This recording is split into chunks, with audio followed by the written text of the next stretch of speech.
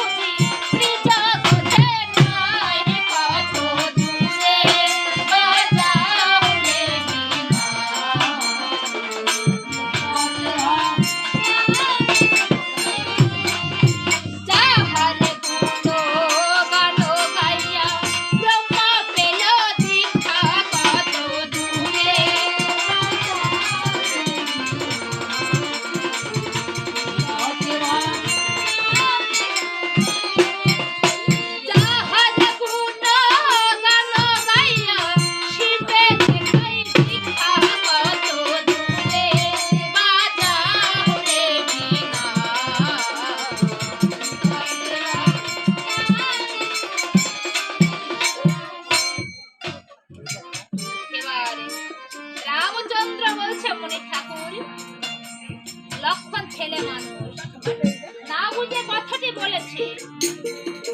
কিন্তু মনি ঠাকুর আমি যে রামায়ণ গান দেব, এই মুহূর্তে আমি গায়ক কোথায় পাবো? এবার মনে মনে মনে ভাবছে, এই তো আমার কুশলভকে আনার সুবর্ণ সুযোগ। তখন মনি বলছে, রামচন্দ্র আমি যখন এখানে আসি দেখি অযোধ্যার নতুন বাজারে ছোট্ট ছোট্ট দুটি বালক, তারা বিনা বাজে কত সুন্দর করে রামায়ণ গান করছে। ওদেরকে নিয়ে এলে কেমন হয়? দেখুন মা, রাম আমার সবই জানে, আবার কিন্তু কিছুই জানে।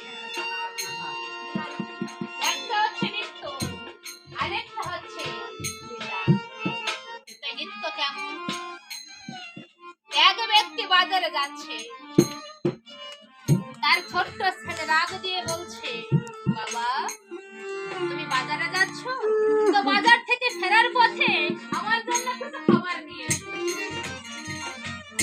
এখন এই ব্যক্তি বাজার থেকে ফেরার পথে ছোট্ট ছেলের জন্য এক প্যাকেট বিস্কুট নিয়ে এসেছে।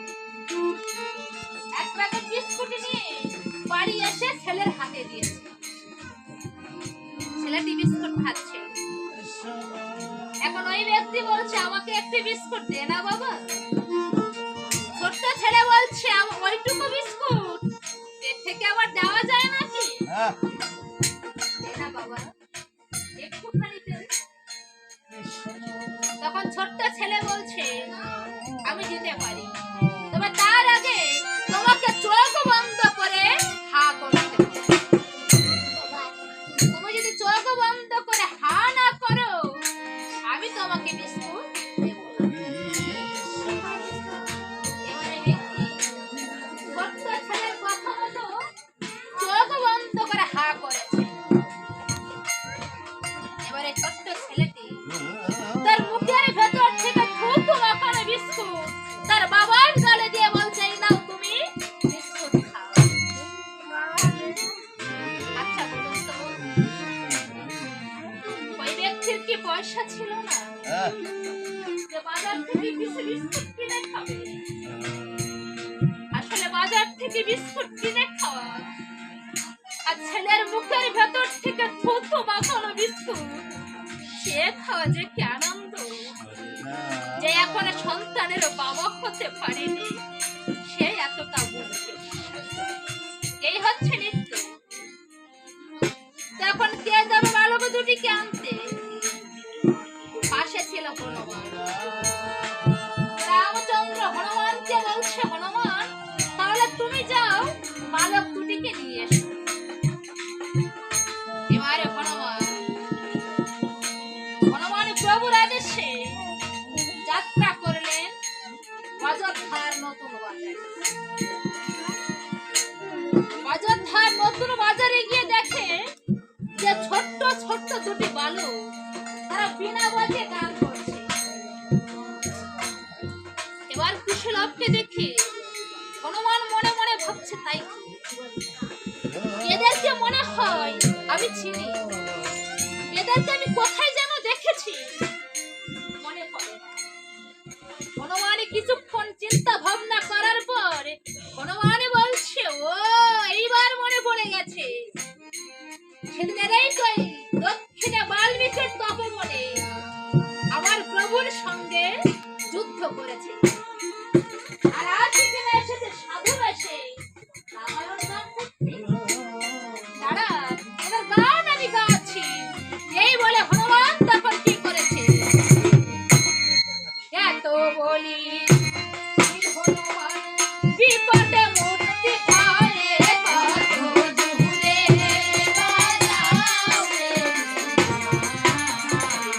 বিপদে যাও রে গুণে লাভ হদিয়া পুষিল রে সামনে এসে ঘরে কত দূরে বাজাও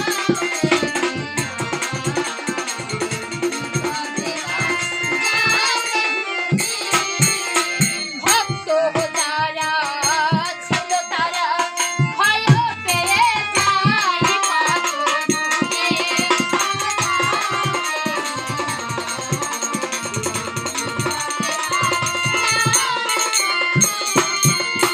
হনুমানের রূপ দেখিয়া ভয়েতে পালায় কত দূরে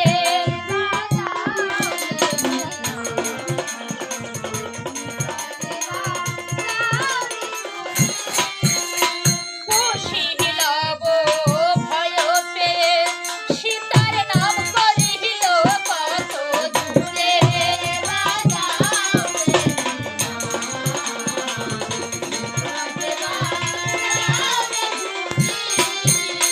যেন হকির দোহাই শুনে হনু শান্ত হয়ে গেল কত দূরে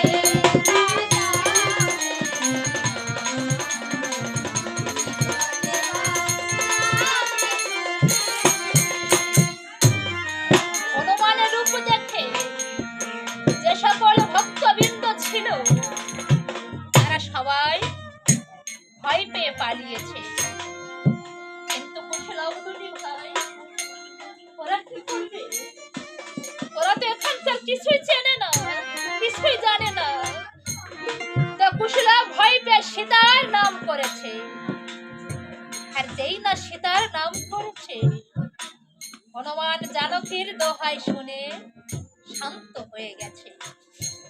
শান্ত হয়ে কুশলভের কাছে এসে বলছো, এ বালক যুগল, তোমরা কি আমাকে দেখে ভয় পেয়েছো নাকি? আমি তো তোমাদেরকে ভয় দিতে আসিনি। আমি ভাবলাম তোমরা তো আমার মা জানকীর সন্তান, তাই বাজারের লোকজন হয়তো তোমাদের মারধর করতে পারে, তাই তাদেরকে ভয় দেখে দাঁড়িয়ে দিয়েছে। এখন শীঘ্র করে চলো, রাজবাড়িতে যেতে হবে।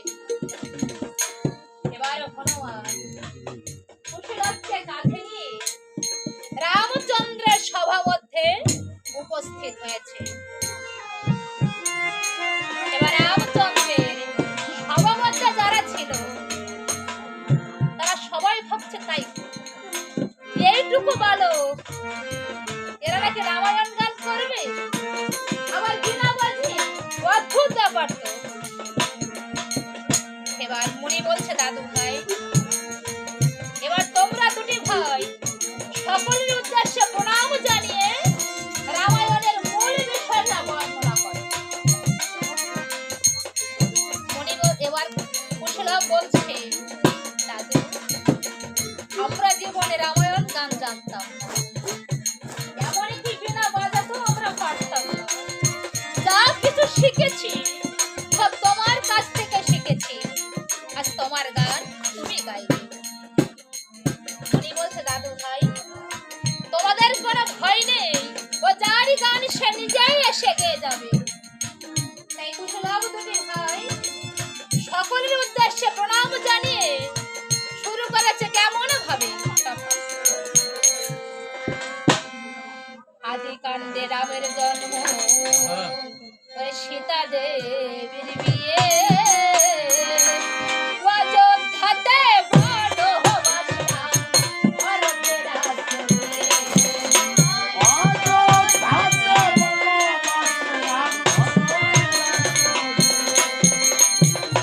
অরণ্যকাণ্ডে রামের সীতা হরে দর্শন, কিষ্কিন্ধাতে বালি বতার সুগ্রীবের মিলন।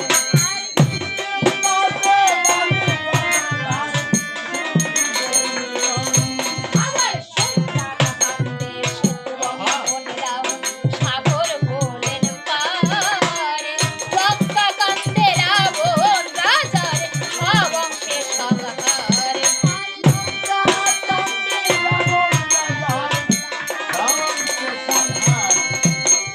উত্তরাখণ্ড হয় সর্বকাণ্ডের অবশেষ, সীতা দেবী পাতালেতে করিলেন প্রবেশ।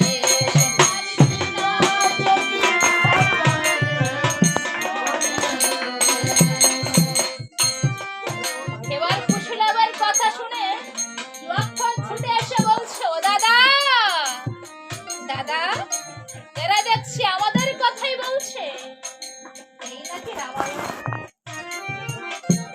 এবার মুনি বলছে, আমি আগে থেকেই বলেছিলাম না যে কেউ কোনো কথা বলবে না, কারণ এরা ছোট্ট দুটি বালক, এদের ফোটেনি জ্ঞানের আলো, তবু এদের অন্তরে কত ফুলে।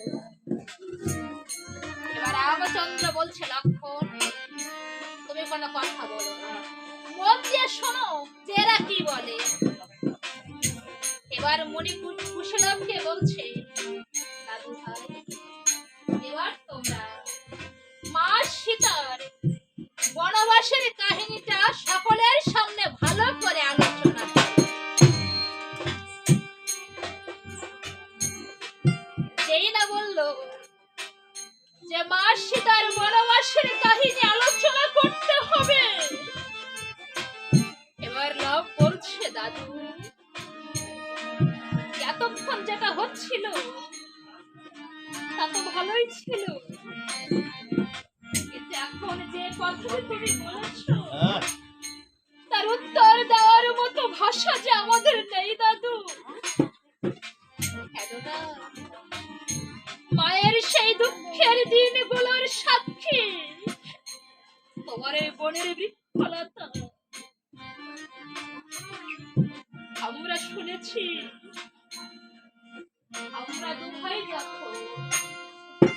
আমরা দুবাই যখন আমাদের মায়ের গর্ভে 5 মাস, ঠিক সেই সময় আমাদের মাকে যেই বনে নির্বাসন দেওয়া হয়েছিল,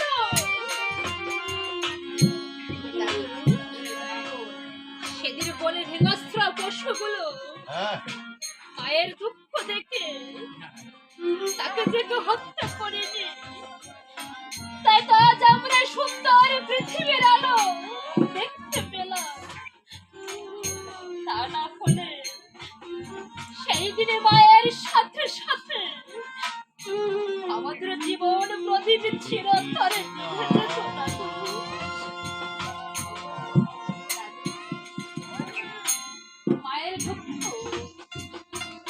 মায়ের দুঃখ আমরা মোচন করতে পারবো কিনা জানি না, তবে যদি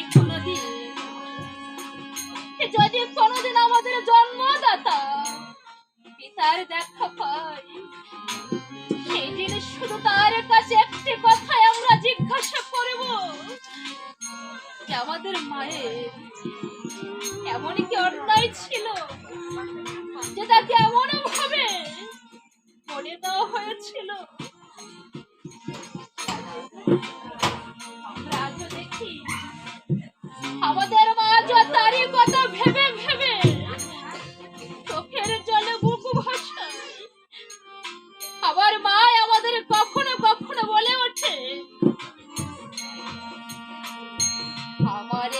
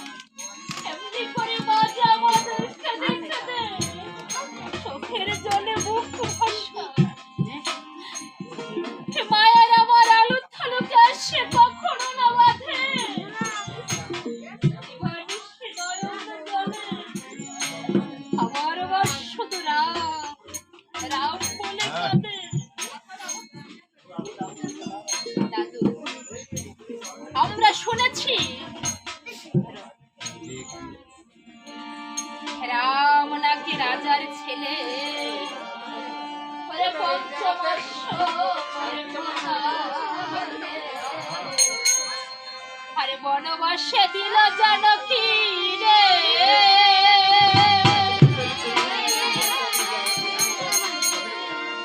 আর না জানি কি তার অপরাধ, কেন দিলে তারে বনবাস। আর অভাগিনী ভাসে চোখে জলে,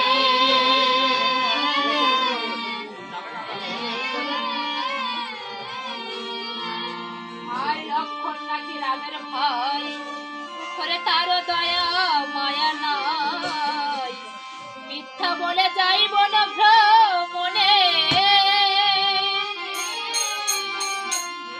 আর সন্ধ্যার আধার কালে নিদ্রিতম বৃক্ষ তলে, দশ করের না এলো মাকে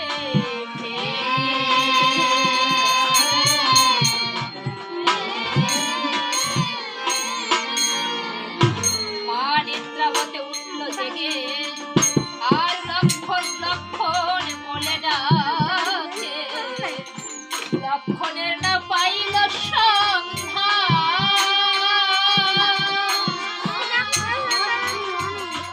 আর লক্ষণ এলো ঘরে ফিরে, কান্দে সীতা মনে, জানলো সীতা তারে দিয়েছে নির্বাণ।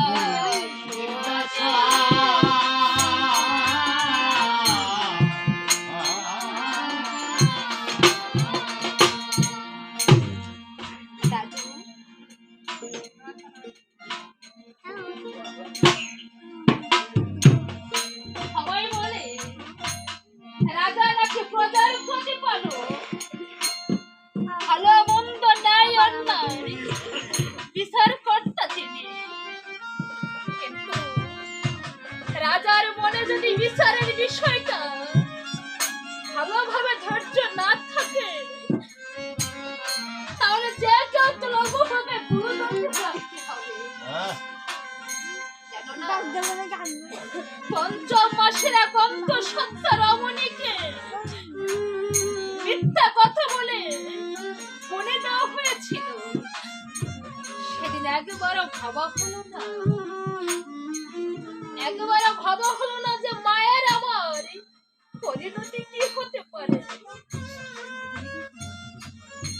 মায়া আমার বিপদ ঠিকানে প্রভুকে কেঁদে কেঁদে বলেছিল, অবদায়ালী দীনবন্ধু, তুমি আমার এই বিপদ থেকে রক্ষা করো প্রভু, তুমি আমার এই বিপদ থেকে রক্ষা করো।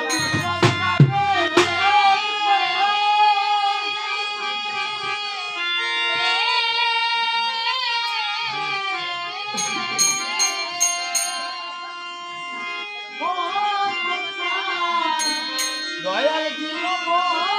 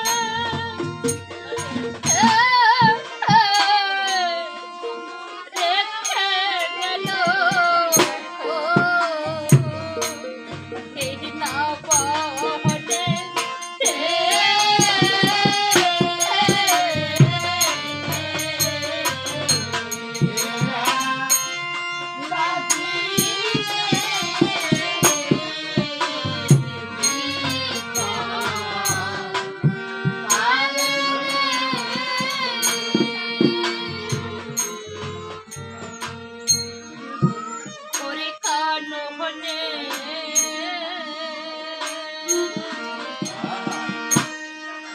রেখে গেল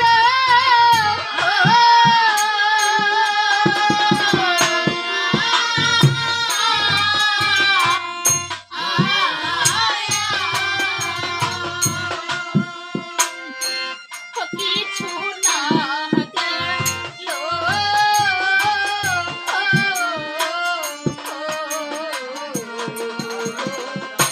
বলিয়া রে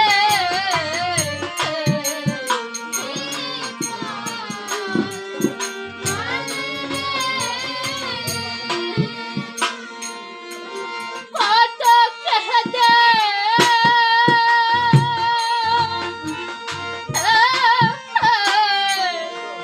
ছিল মাতা সপতে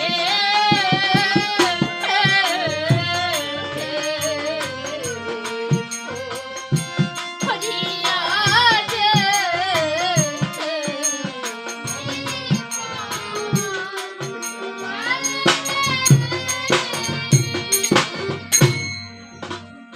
এবারে কুশীলবের কথা শুনে রামচন্দ্র আমার লক্ষণকে বলছে, ও লক্ষণ, তুমি এমন করে আমার সীতাকে বনে রেখে এলে। তুমি তো আজ পর্যন্ত আমার সঙ্গে কখনই বলনি লক্ষণ। লক্ষণে বলছে, দাদা, বলার আমার ইচ্ছা ছিল, কিন্তু তুমি যে আমাকে বলতে দাও, কেননা আমি যে তোমার দাস, চিরদিনই শুধু তোমার আদেশ পালন করে এসেছি, কোনো কিছুর প্রতিবাদ যে আমি করিনি দাদা।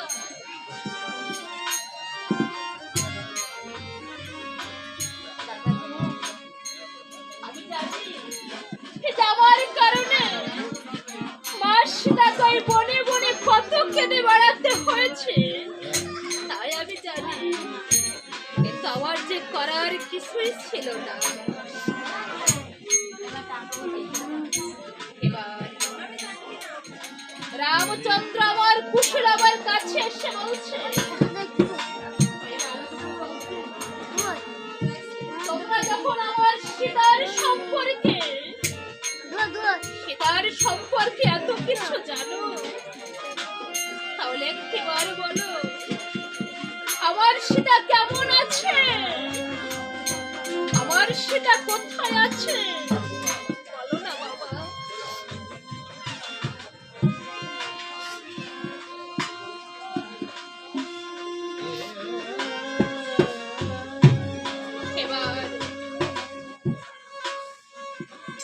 এবার মনি বলছে,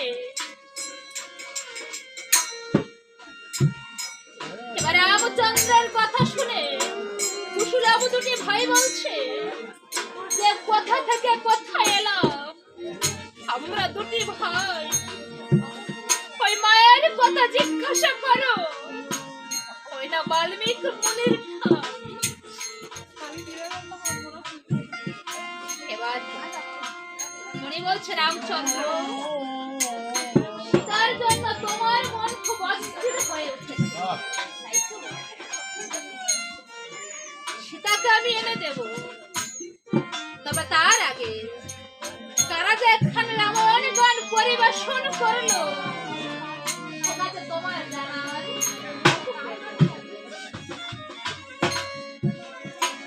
এবার মনি বলছে, এদেরকে চেনে না তোমার পাত্র মিত্রগণ, গান গাইছে বালক দুটি, এরা যে তোমারই নন্দ। মুনি বলে, শুনো শুনো লব আর খুশি, ওই পিতার কোলে উঠে তোমরা হবে বড় খুশি। যেই না বললো যে পিতার কোলে উঠে তোমরা হবে বড় খুশি, কুশীলব দুটি ভাই বলছে, দাদু, তোমার কথা ঠিক না, তিনি আমাদের পিতা হবেন কেমন করে? আমাদের মাঝে জন্ম দুঃখিনী ওই বনে বনে মুনি ঋষিদের দ্বারে দ্বারে ভিক্ষা করে এবং বনে ফলে কুড়িয়ে এনে আমাদেরকে খাওয়াবে। তাই বলছে দাদু, তোমার কথা ঠিকই না, তিনি আমাদের পিতা হতে পারেন না। এবার রামচন্দ্র বলছে, বাবা খুশি দাও, তোমরা আমাকে ভুল বোঝো না। তোমরা যদি কোনদিন রাজা হও, সেই দিন বুঝতে পারবে যে প্রজার তরে রাজার প্রাণ পর্যন্ত বিসর্জন দিতে হয়। তাই তো আজও মানুষ রাম রাজত্ব চায়। তোমরা রাগ করো না, তোমরা একটিবার আমার কোলে এসো।